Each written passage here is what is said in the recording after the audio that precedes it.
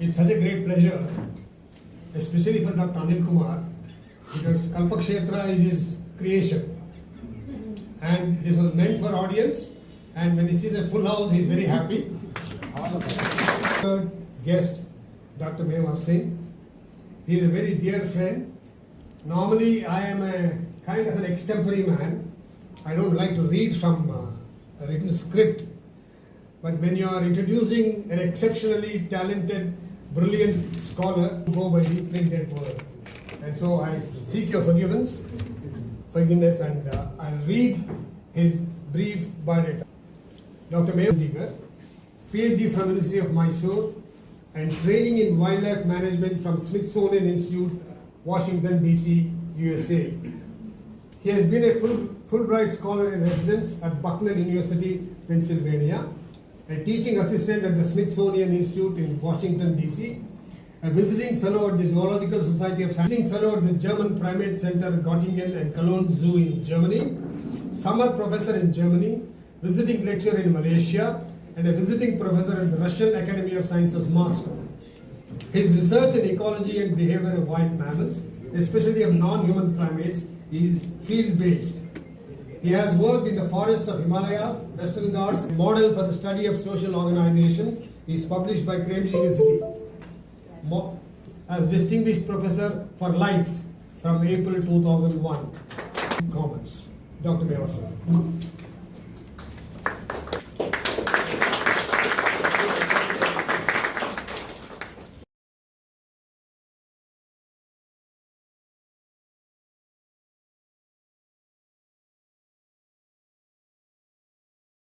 It would really interest two people.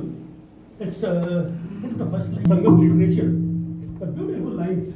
See, when the monkey on the bough of the jackfruit tree in the town's commons, that's how I kept the title of my talk. Mistakes for fruit, the eye on the drum heads hung there by the mendicant bards, he taps on it. Keep talking nowadays. Oh, monkeys, forests are being, monkeys are moving out of the forest. They are coming towards the people, towards the cities. This is 2,400 years ago. How people in high-rise buildings, etc. So this is how so many books have come in the last 15 years. Look at the titles: urban ecology, urban ecology, urban ecology. These all books are published in the last 15 years, and there are several journals now which are totally devoted to the study of urban ecology. This is very unfortunate that despite the fact that lot of Indian people do very high-class research, and we normally don't recognize this. This kind of research actually started, and he was my mentor. I got my initial training for MPhil with him.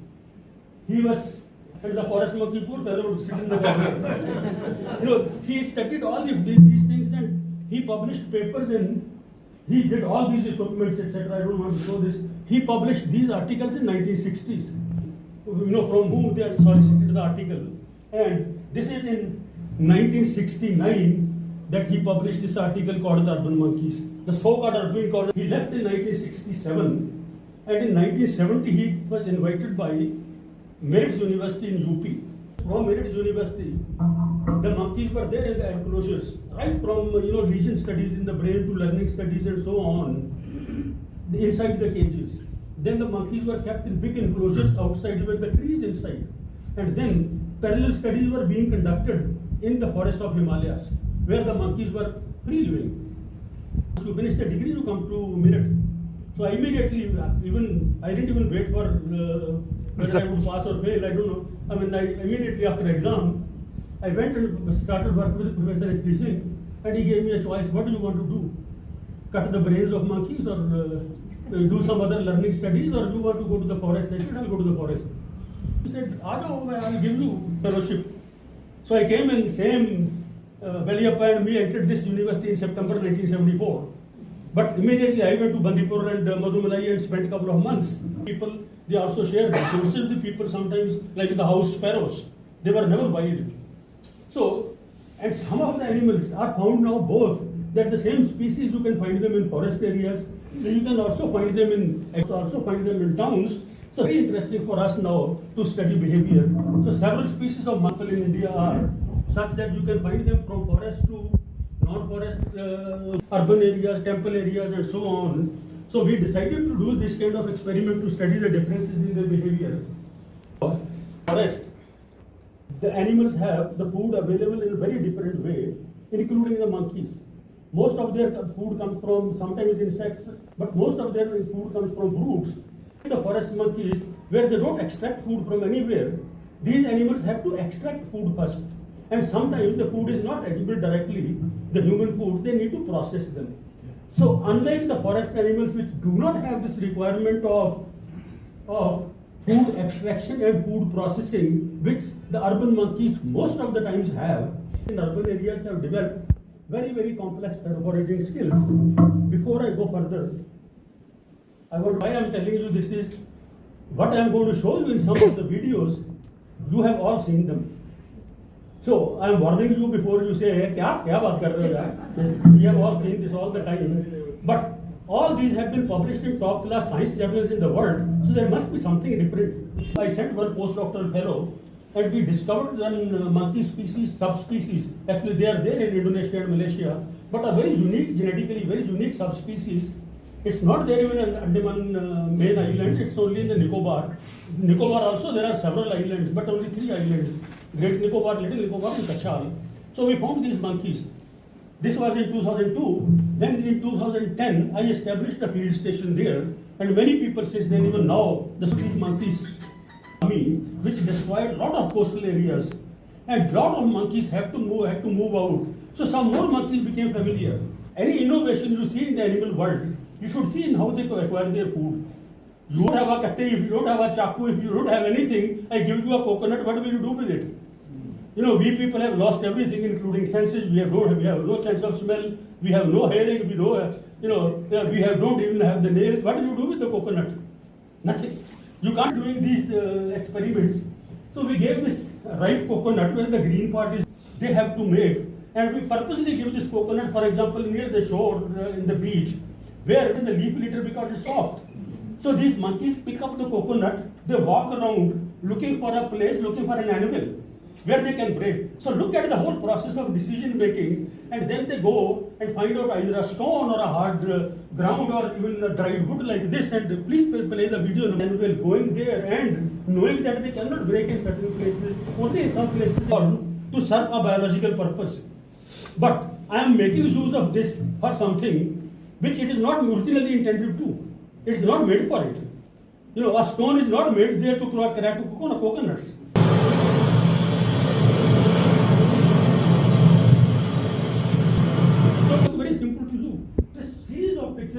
The monkey is making use of it, breaks a twig, it's removing some skin, removing some leaves, and making it proper in the end. Look at the way, thinking very philosophical of such sequences we see, how they actually prepare a tool. It is not simply picking up something from the environment and making use of it, but the animals are preparing the tool. That whole flow breaks in the process, but anyway, we can't help it. So these monkeys pick up all these kinds of things, you know. This is a thing, but the monkey is using. And in the end, it will clean the teeth, the coconut. Happening in the animal world. Look at the evolution of cognitive capacities and so-called we call intelligence. I don't use the word intelligence for animals at all because some people would start arguing again. For me, problem solving, foraging techniques is enough. I am one monkey of South India, which we have them. So some student, he recently finished PhD, was supposed to come today, but he is a simple task. You would be surprised to know that, I'll show some graphs, etc., but don't worry, I mean, they are very easily understood. Only about 25-30% of the rural monkeys were able to do this. Most of the monkeys didn't even look at it. And all the urban monkeys, almost more than 60%, took this food. Then what we did some more complex thing. You see them drinking something from bottles and all. So, do with the seed bottles. So you have a cap, then you have a ring there. And which we do simply with force, the ring breaks. Right? So what we did there, we drilled a hole in the Coke bottle, drained the Coke, which the students drank, and these buggers, I told them, take a small bottle. No, sir, a bada bottle acha hota hai. A lot of things are happening there. So it flew away that. Is ignoring. Nobody just ignored it. Everybody picked up those bottles, everybody attempted, and and more than 60% monkeys use this most sophisticated technique. All of where they have all their food coming from people, and this was down there somewhere, where they have medium level of exposure, and such were published really top class journal. Behavior is a journal started by a Nobel laureate, and American Journal of Biological Anthropology is another very top journal. So, and what he did was, again, used was 50 rupees kadle bija. We call experimental design 2 by 3 factorial design. Our science people would understand. So we had different forms like native, shelled and skin, then raw, boiled, and I don't want to talk about this. It will take a lot of time, but I want you to look at.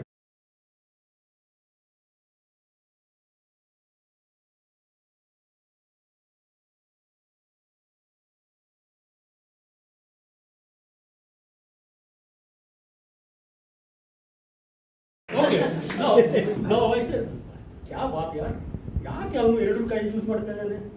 Yeah, I can do it with one hand only. It's on the ground. Okay. So these two techniques are innovations. These are very innovative methods the monkeys have used, and indicating that these were the efficient techniques. Lesser time taken means that these are the efficient techniques. This is our statistics. And the next one, you see in indigo color. These two methods, what we call the palm rub and rub ground, only the urban monkeys. No semi-urban, no rural areas use these techniques. Jane Goodall, whose name is Goodall, but she is a very senior person, 1960s. She started her research in chimpanzees in Tanzania. Tanganyika is where these chimpanzees, what they do is they take the twigs. They take some twigs or some, these things from the nature, and they put saliva. Okay. And what she called it ant fishing or termite fishing. And they go into the termite holes or ant holes, they dip it there, and all those insects get stuck. They just take them. What do we want to see? Are monkeys capable of doing this? What we did there with the Nicobar monkeys, next slide. Byproducts. The experiments are conducted, but totally different. Studies are for different reasons. So take the honey out. And then what we did, we took the jars away. We took some sticks. We dipped them in the honey. Okay. And then just threw the sticks around, and the monkeys licked the honey from those sticks. We used initially. Then we reduced the size, further reduced the size. Now the round. Okay, this sticks of this type has not reached the level of chimpanzees, the way the chimpanzees make use of these tools. But what I say, give them for 40 years, 60, I don't know, keep on doing it. One day some monkey will pick it up. So she did several such things, I won't go to the story. But what she did one day, she simply picked up the whole lump like this, the sand, and she threw it in water. And the sands were floating in seconds, with one lump, she just takes everything. And again, in some other islands, where people do like this and so, it never evolved. The monkey had to do it, one monkey had to do it herself, and from there it would spread. They won't look at people and do this. Small. There are a number of things now, tools used. I use something which is external to my body. Now you will see some monkey using a part of the body, but not of its own body. Okay, which is a tool used. Now anything like this from behind. Now you see the infant taking the honey. Now she's, for her, it's external part of the body. Now you see. The poor infant there, but the infant sees the honey, can't help it. I just won't talk about it. How we infer things out of this, whether these are genetic changes which are happening, whether these are what you call phenotypic plasticity. You see some 10 monkeys, 100 monkey nodidelli. You see some 100 monkeys, 1000 kotigalu nodide. Because they're just so conspicuous. When people talk like this after listening to this talk, nobody says anything. I go and give these talks in Kannada to farmers. Other day I gave a talk with Sharmaji. He took me to. And it's only in South India. It's endemic to South India. So we have these Central Indian rivers, Tapti, Godavari. These rivers divide actually Northern India and Central India. Southern India. Fauna also, a lot of Southern Indian forests are teak dominated. There it's a Sal, Soja, Robusta dominated forest. Number of animals are different in the northern belt and the southern belt. So floral faunal disturbance differences from central India. The bonnet monkey is there from the central India down south. In the north, there is a monkey called rhesus monkey. So this is how it is distributed. Conservation talk. Now, first of all, I want to show that this monkey is losing its range also in whole of South India. See what happened in this belt. The rhesus monkeys were only in the north. I am sure it was done by the forest department. They had this habit of catching monkeys and leaving them somewhere. They still keep doing it. Despite our giving them protocols from Bangalore, with the chief wildlife warden, we have written protocols and all, but now they are very aware of all these things, now they know. But earlier times, these bonnet monkeys are losing their areas known to be, and this is, I am talking about a 6-year-old slide. The area is known to be 28,000 square kilometers in central India, Telangana and Andhra Pradesh, those areas.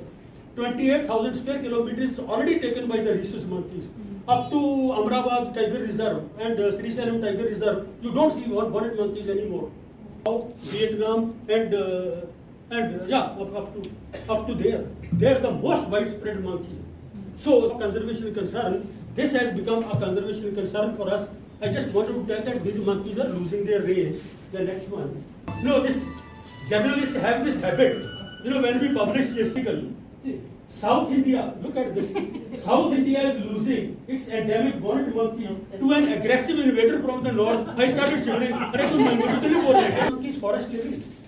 We surveyed nearly 5,000 kilometers on foot in these forests to find these monkeys, and don't want to forget to this data. Use of mathematical models also. It's just to show that these monkeys are not forest living monkeys. There are very few groups left in the forest. These are basically commensal or living in human areas, tourist places. So we started surveying all these places in Karnataka, Tamil Nadu and Kerala. We went to lots of temples, and of these places the monkeys are disappearing. So there are traditional places which were tourist places and temples, etc. Monkeys are simply disappearing. Very large number of monkeys have gone. Where were the monkeys? The next one. Most of them, as you people know, my generation people, they were on the roadsides. All of us have seen these monkeys, most of them were on the roadsides. From Mysore to Bangalore and Mysore to Bandipur, Hangla village, because after that the forest area, I mapped all the monkey groups. But then, in 1989, we did 1,052 kilometers of surveys and marked those roads for long-term studies. This is one of the best population dynamic studies anywhere in the world, where the same populations over a long distance have been monitored again and again over 35 years almost. So we have been going to those places again and again. First we took all these monkey groups with their numbers, how many adult animals, how many adult female, everything, group size, where are they? These were all mapped on Survey of India map and all GPS locations, everything. So we have been doing these roads from Mysore, all the highways, and then some of those linking roads, like from Handpost to that place, what is that? Comes that on Bandipur Road. And then, for example, Kolega to Chamarajanagar, because that's where the monkeys were. These surveys and publishing them over the years. The next one. See, these were then, some of the roads didn't have monkeys at all. So we finalized 651 kilometers of roads, which we have been continuously monitoring from 1989. You see the number I have just shown you. This is each road.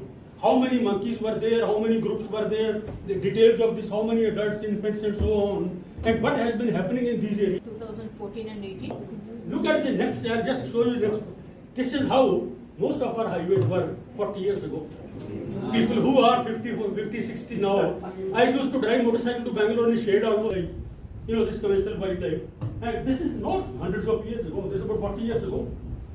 Then they started widening these roads. Most of these, not one road, most of these roads.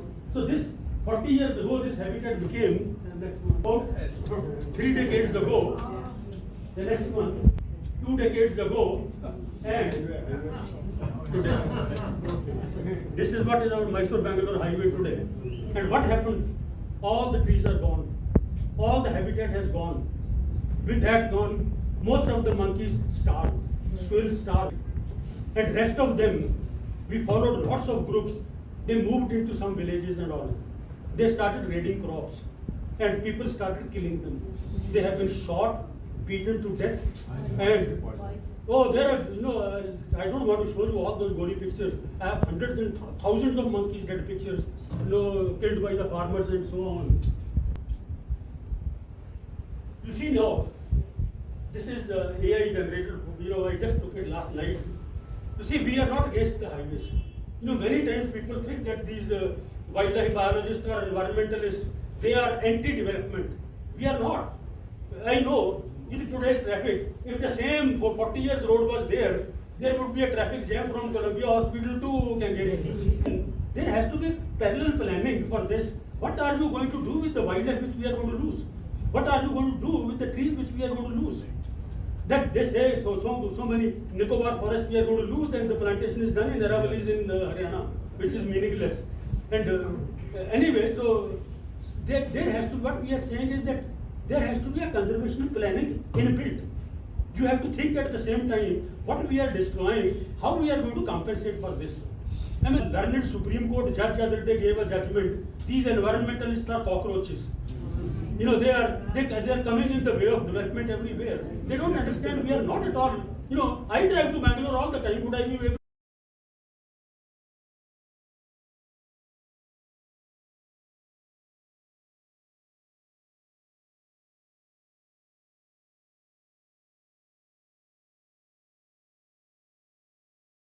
See, this road, 1982, I published first time how much is the population of sloth bears in Ramanagaram. Both sides of the highway. And we have all night photographs, night pictures taken, highway crossing by the bears. Both sides. Those Ramanagaram hills. That Gubekalu main area, the right side. And then other side hills where Sholay movie was shot and all that. All that, there's a lot of population of bears. Then 2004, again Kumara, my student, did the surveys. This place has abundant, population of bears and very good area to conserve. There's no conflict with people, nothing. And this highway has broken all that. It has broken the population into two now. There is no way that with all that grills and all that the bears, and there is a traffic enough anyway. And with those grills, the bears simply cannot cross. So this one large population is already split into two in that large areas. It could have been planned very well. You plan underpasses, overpasses, which they start talking much later. But one has been planned. I worked in Rajaji Sanctuary, that's where I started my work near Dehradun. See, Rajaji Sanctuary between Ganga and Jamuna, it's a vast, long sanctuary, east-west. The north-south, width in some places only 12 to 20 kilometers. So this main road goes from Dehradun to the Delhi-Dehradun highway, which is now recently opened. They planned all this because of very rich area in wildlife. Elephants, tigers, leopards, there's everything there. That was my field station in 73, 74. So it's a ridge there. The Dehradun is this a little bit of a slope. From the ridge there are these rivers called Raos, and they are seasonal rivers. Only monsoon time. There's several of these Raos. So what they have done, they have chosen a Rao, going like this, and the whole highway is built on a Rao. So with all this pole, the pillars, and the whole highway, 12 kilometers is elevated highway. The entire wildlife simply can move around there. So this is a planned thing now. See if you can run this video. This is not so well planned. This is the Raja jungle.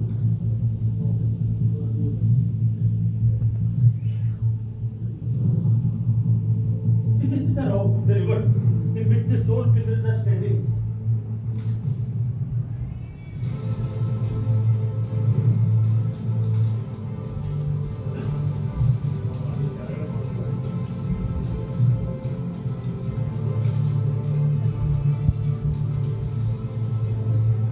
See, there is a wildlife, all buses, trucks, everything is going down there, going up there, and the wildlife simply freely moving there. Monkeys went to these villages, etc. They started killing them. These are the photographs from, I have actual photographs, but these are from the newspaper reports. So that for the newspapers, so many monkeys poisoned, beaten to death and so on. Just few pictures just to show them the next places. We kill them, then we go and put haldi and do puja because Hanumanji. Same thing. Not like this, that's what I suppose. Okay, you see this. Even in Telangana, Hyderabad, everywhere it's happening. Even Badripur. This is how it has happened to these monkeys have died in the next one. This whole survey area, just to sum up, I divided this into different zones. What we call intensive cultivation zone, Mysore, Mandia and all these, where you have intensive sugarcane and rice paddies. So this area has intensive cultivation where there was a maximum conflict with the farmers after this, habitat population is gone. Since then, 12 years now, we have never seen a single monkey in this entire intensive cultivation zone. Then the next one was dry cultivation zone like Narsipura and the Kolegal side, where there is no canal work, irrigation. So there it's basically one monsoon crop. So rest of the time people don't have a crop, so farmers are a bit more tolerant. Even there, 82% population of monkeys had gone by 2018. We found suddenly the population increased. And we were intrigued, how come suddenly from 14 to 20 to 263 animals? Then started talking with the forest department and with the villages. These were the monkeys which were trapped from somewhere and released here. Now being invited up to Kushala with 6 lanes. Okay. These trees will also go and these monkeys will also die in the next 5 years. Okay. And 80% of the monkey population in front of my eyes has gone. See, if I was not recording this, even I would not have known. Who would know this, all this, unless these things were so systematically and scientifically recorded? See, all these about wildlife, whether the animals are, people say, oh, elephants are increasing in numbers. Who have those systematic records? Tigers are increasing. Where are those systematic records? These are simply perceptions and guesswork of people. Wildlife has to be monitored over a long period of time, 20, 25 to 30 years. Only then you will know whether the population is stable, is increasing or it's decreasing. Only then you would be able to make inferences, otherwise you really don't know. And the next one was, we have this Chamundi Hill. There are two groups in the temple, one on the temple, one near the Bull Temple, one at the Chamundi Hill base, where they will start the steps up. And then other groups are there in the forest area. And we talk in textbooks when we teach wildlife biology, we talk on some subjects, textbook subject examples we call carrying capacity of the environment, very difficult to explain. What it means is how many tigers Bandipur can support, not easy to establish. How many elephants Bandipur or Nagarhoda can support. But theoretically we know the concept, carrying capacity of the environment. This is the limited number, maximum number of animals of a particular type an environment can support. Then we call on also population stability. Okay. That population becomes stable at the carrying capacity. Very difficult to see all those things. Long-term studies are required. These are textbooks. This is a textbook example. You look 35 years of data in Chamundi Hill. 7 groups, 7 groups, 7 groups, 8 groups, 7 groups, 8 groups, 7 groups. I mean, if they give you an example of a textbook, look at the number of monkeys. In 1989, 210, 206, these are natural fluctuations. 210, 206, 266, 246, 209, 251, 238. This is a natural fluctuation. So what we have done now is that these are the kind of, these monkeys which you think are a nuisance, these are going to disappear very soon. The animals which are living in forest habitats, like the lion-tailed monkeys in rainforest, we are calling them highly endangered, but they might survive thousands of years because rainforests are now protected. These animals are living in habitats which can disappear anytime. Although they are capable of adapting to different type of habitats. They can live in temples, they can live on highways, they can live in cities, they can live in forests, but most of these habitats are highly unstable. You don't know what is going to happen. House sparrow in front of our eyes disappeared. Vultures in front of our eyes disappeared. The Jayanagar tank, we used to go and see how many vultures there. And I mean, remember we used to go for bird watching and talking of patties and all those things are gone. In front of us, the species have disappeared almost. Now we are all talking of bringing them back, conservation. This is going to happen with the modern monkeys. The way it has shown that all this 80% population is gone. It's happening everywhere. It's just not Karnataka, because I know in Karnataka I have been recording everywhere it's happening. In Tamil Nadu it's happening, in Andhra Pradesh. Not so much in Kerala, because Kerala is a different habitat and we don't have that kind of monkey population. It's more wet and wet area in Kerala. Students are going everywhere, mapping such places. Nandi Hill near Bangalore, for example. We are not saying make Chamundi Hill a wildlife sanctuary, okay? But we are not just saying slides, next one. Areas where there is scrap jungle, we don't want monkeys to be dependent on humans, but at least they are getting some food in some temple areas. But we would discourage that. Try to increase the forage available in the forest areas, so that they can, we are simply saying, at least give them some level of protection, so that it discriminate. Otherwise, the temple authorities also, before that, we stop all this so many times. We don't allow this to happen. So areas now we are trying to find out all such places in southern India where we can work with the forest department and tell them that these are the places. And not only monkeys, my research group actually, Wildlife Institute of India is one thing where so many people work on different kinds of animals. Some people like Ulas Karan works on tigers, Sukumar works on elephants, Raghavendra Gadkar works on wasps. But mine has been the group, probably the only group in India, which has worked on the maximum number of wildlife species. Look at the number of animals of the monkeys only. We have worked on nine-tailed monkeys, bonnet monkeys, rhesus monkeys, long-tailed monkeys, Japanese monkeys, stump-tailed monkeys, pig-tailed monkeys, then lagoons, Hanuman lagoons, Nilgiri lagoons, Caps lagoons, elephants, which we have been monitoring in Varpare region for a long time. Anand, my student, is PhD. We worked on black buck, we have worked on otters and civets on small carnivore, on PhD in the Western Ghats, bats and rodents, newborn monkeys, dogs, reptiles and amphibians. This is the kind of work which, just to show you some photographs. Like Mridula, she is also a new behavior person. She is a professor in Maharaja's College and studied first rats and then later on. And our field station of Mysore University has been so popular. Spent 4 years with us and did our PhD on bonnet monkeys. And Sindhu Radhakrishna, Anna came from US, now she is a professor in England. They studied a monkey called Loris, what we call it in Kannada. Maximum time with us. He did his PhD on monkeys, he did postdoc for 2 years on monkeys with us. And he is a professor who got their PhD and we work. This is now we have a big collaborative project. We have this work going on in. You all will agree with me that you have heard an absolutely brilliant talk. Yes. Outstanding.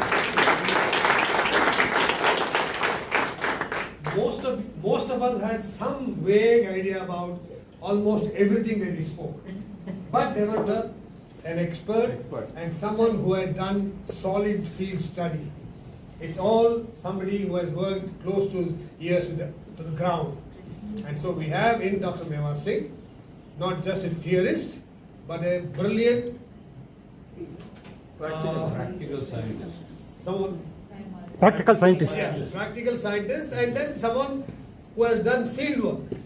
And about him is the wonderful collection of young men and women at the end. Now, these are the people who composed this team, and they were the ones who did this marvelous work, and he acknowledged their contribution. And the last one, the young man who is working in Kerala, I'm sure he's good. How monkeys, that mother monkey using the baby's hand in the bottle to take the honey out. I have personally observed in Delhi, when I was in New Delhi, the mother rhesus monkey sending the baby through a small opening in the window to pick up something and bring it back. So the entire organism is used. Monkeys are amazingly, another question I have is, are the digestive systems of the urban monkeys different from those of the forest monkeys? Because their food is entirely different. See, very recently, I know about their ecology, I know about their demography, I know a lot of things about their behavior. Now my students are working on parasites. So we have the fecal samples collected from the urban monkeys. We are seeing so many parasites which are unique to humans. We are finding them in monkeys and probably vice versa. Probably some of the simian viruses also going to people. So there are a number of things we still don't know. I would presume that reproductive biology we know. A lot of differences in reproductive biology. There is always a range. Like we people never were meat eaters. We were basically grain eaters and all. So the gut evolved in a different way that we can, a human being can eat any of these things. So there is a plasticity.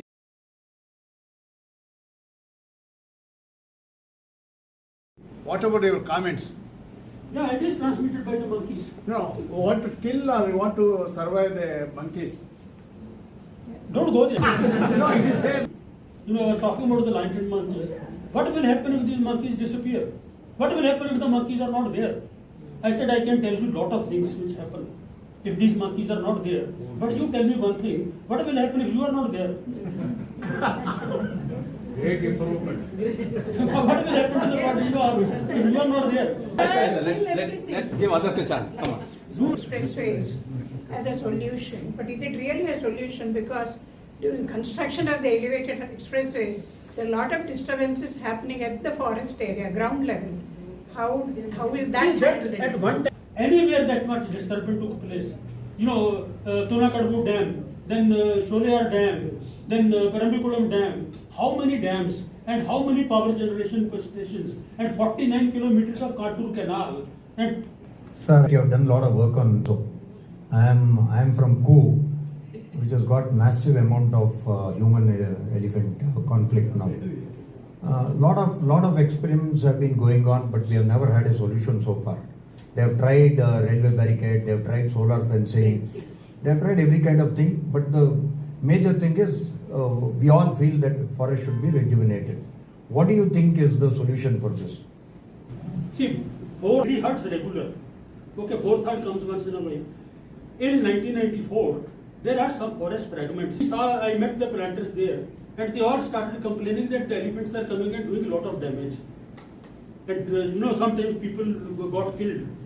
And there are these some forest fragments in between, which are sometimes in private plantations. These are the shelters for the elephants and other wildlife which they get. So Anand, who joined me in 1994, I put him to study those elephants. Now we know some of these elephants from their date of birth to the 25-30 years of their age. So there are 3 regular elephant herds. They are named. Every animal worked with the Tamil Nadu Forest Department and the planters. Then we started simple things. But we started that one brilliant engineer in Coimbatore, just 4,500 rupees. He produced the lamp, and ATalk people gave us the control. What we call the early warning system. So now we are giving it to some local people, but otherwise people will do all kind of mischiefs. So I have a question, but I am so delighted. ಜೀವ ವೈವಿಧ್ಯ ಅರ್ಥ ಮಾಡ್ಕೊಳ್ಳೋಕ್ಕೆ ಉಳಿಸೋಕ್ಕೆ ನೀವು 25ರಿಂದ 73 ತುಂಬ ಕಷ್ಟಪಟ್ಟು ನಮ್ಮ ದೇಶ ಉಳಿಸ್ತಾ ಇದ್ದೀರಾ. ಈಗ that community, exclude this persons, exclude this region, but ನಾವು inclusive development is it the solution? This was more interesting than but this is better than the other one. Yeah. So my son is in Banao. What were they doing in the past? Have they improved? Are they giving much more grants or much more scholarships? See, you are running. 30 years back, you should say today Chamundi Hill. You go to simple places like HD Kote. There are places. There is a place called Sunkarkatte. Sunkarkatte means the toll gate. Late 70s, I started to last current and we used to go on a motorbike. Now it's not even allowed there. Right up to a place called Kaimara, which is in Kerala border. We have seen bullock carts up to Kaimara. Those are now those which were rice fields. They are the best places now we call Hadalus. 2003, we started a campaign with the forest department. This area should be declared as a lion-tailed macaque sanctuary, next into China in terms of wildlife conservation. Firstly, Dr.B, that we have heard a very fascinating talk, very fascinating, very educating talk. We all knew about monkeys, we see monkeys, but then for the first time perhaps, at least for me, we have come to know the different types of monkeys. It was such a wonderful and a fascinating talk. Thank you.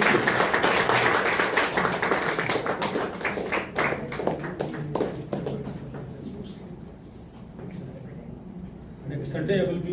Thank you.